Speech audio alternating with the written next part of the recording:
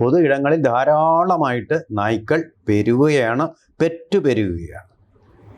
ഇതിൻ്റെ കാരണം പൊതു ഇടങ്ങളിൽ ധാരാളമായിട്ട് അവയ്ക്ക് നടക്കാനും അതുപോലെ തന്നെ മാലിന്യങ്ങൾ അല്ലെങ്കിൽ ഉച്ഛിഷ്ടങ്ങൾ കഴിക്കാനും അവസരങ്ങൾ കിട്ടുന്നു. മൃഗസ്നേഹികൾ നേരിട്ട് കൊണ്ടു കൊടുക്കും. വീട്ടിൽ ശല്യമില്ലല്ലോ, 5 പൈസയുടെ ചിലവുമില്ല, മിച്ചം വരുന്ന ആഹാരം അവിടെ കൊണ്ടിട്ട് കൊടുത്താൽ മതി. അങ്ങനെ ചില മൃഗസ്നേഹം പ്രകടിപ്പിക്കുന്നവരുണ്ട്.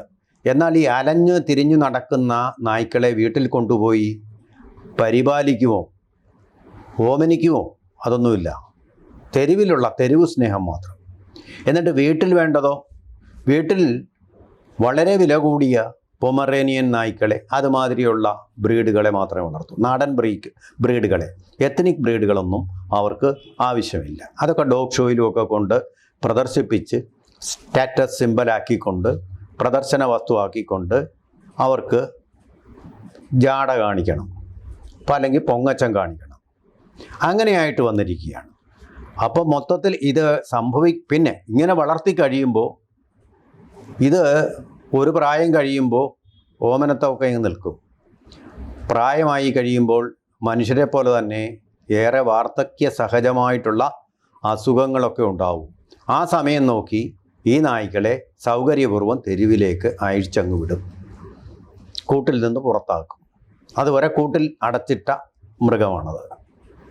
അങ്ങനെയാണ് അവരുടെ സ്നേഹം. ഒരു കാലം കഴിഞ്ഞാൽ അതങ്ങ് അവസാനിക്കും.